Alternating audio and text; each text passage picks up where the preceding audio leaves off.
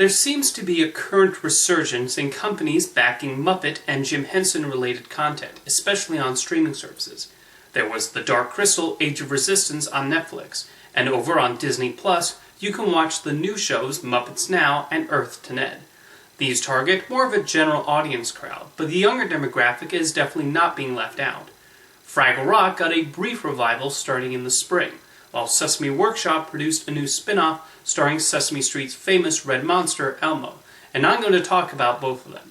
Let's start with Fraggle Rock, Rock On. Released on Apple TV+, all 6 episodes are actually available to watch for free, and I found them quite charming.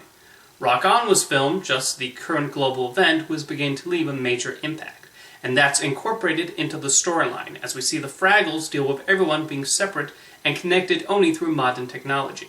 In each episode, the Fraggles learn something new about how to cope with the current socially distanced state of the world. Meanwhile, Gobo's traveling uncle sees firsthand what these silly creatures are doing. Fittingly, there is plenty of music featured on the show, and the songs are appropriately catchy and toe-tapping. And yes, they do play the Fraggle Rock theme song. There are also appearances from a number of celebrities, and these actually don't feel too forced. We see guest spots from the likes of Neil Patrick Harris, Common, and Tiffany Haddish as they interact with the Fraggles. There's a particularly funny bit with Boober Fraggle not knowing how to say Harris's name in the correct order. I really have to commend the puppeteers. They slip into these roles extraordinarily well, whether they were performers who worked on the original series like Dave Goelz and Karen Prell, or the new puppeteers like John Tattaglia and Donna Kimball. Tattaglia more than fills Jerry Nelson's shoes, with Gobo sounding so much like the original, it's truly amazing. At around 5 minutes or so, the episodes are nice and short, and yet still manage to pack a lot of heart, humor, and good messages into that runtime. And I do think the central message of Fraggle Rock, Rock On is a lovely one for younger viewers.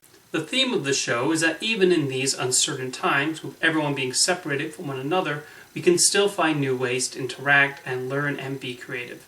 There's so many doom and gloom forecasts out there, and I hate to think of the effect they might be having on children still beginning to understand the world they live in. So it's wonderful to see an easily accessible series like Fraggle Rock, Rock On that can send a positive message and reassure them everything is going to be okay. The other Muppet-related show to debut this year is, as I mentioned, one centered on Elmo. The Not Too Late Show with Elmo streams on HBO Max in the United States, although I was able to see the series from its airing on the Canadian preschool channel Treehouse. As the title suggests, it's a late-night talk show, and actually does a really good job of emulating the format. We have the house band, the opening monologue, the interactions with the sidekick, interviews of a guest, and a musical segment, and all are creatively done. Elmo himself makes for a solid host, and hey, credit where it's due. At least he doesn't slap the desk anytime he laughs.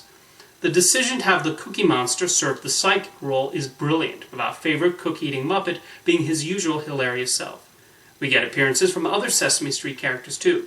Bert and Ernie man the control booth and provide their own humorous moments, while Grover does field reports. The guests are clearly game with what they're required to do, and honestly, John Mulaney fits in pretty well within the Sesame Street and Muppets universe. They need to put him in a Muppet movie one day. This being a show on HBO Max, there is some corporate synergy involved. In one episode, Batman shows up, and there's a funny contrast seeing this often dark and brooding character appearing in such a sunny and cheery show. John Oliver also appears in an episode, and Grover even visits the set of Last Week Tonight. This being a Sesame Workshop production, there is an educational component, so the younger audience still gets lessons about the alphabet, animals, and the difference between night and day. The musical guests also often sing nursery rhymes. Throughout it all, Elmo makes sure he finishes the show before his bedtime. Each episode is 15 minutes, which is just the right length, and much like Fraggle Rock, Rock On, the creators still manage to include a lot into the runtime. The puppeteers also do outstanding work. Truthfully, I'm not that familiar with Ryan Dillon's Elmo, even though he has been performing as the character for 7 years, but he has definitely proven himself in the role. He brings the needed energy and successfully portrays Elmo's enthusiasm in hosting this talk show. And then you have the various veteran puppeteers. David Rudman is excellent as Cookie Monster, while Eric Jacobson and Peter Linz nail Bert and Ernie's chemistry. I admit it's been many years since I was a regular viewer of Sesame Street, but there's just something heartwarming whenever one glimpses these characters, and I smiled whenever a familiar face popped up. And you just feel the love the puppeteers have with performing these characters. Although it is funny when they cut to a shot of the audience and they're the most random Muppets sitting there. Overall, The Not Too Late Show with Elmo is a nice expansion to the Sesame Street series, finding new avenues to take these beloved characters and entertain the viewers. And Fraggle Rock, Rock On is also a worthy addition to that series, and hopefully it leads to Apple investing in more Fraggle Rock content.